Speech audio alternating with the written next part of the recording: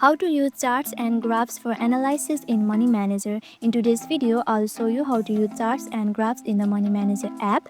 Let's get started. First, launch the Money Manager app on your phone. Now go to this stats right here, tap on it. Now here you'll find various charts and graphs such as pie chart showing spending by category. You can see it.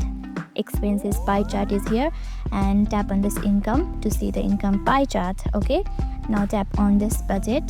You will see bar graphs comparing income and expenses over time like this. Now you can also see line charts to track the trends monthly or weekly.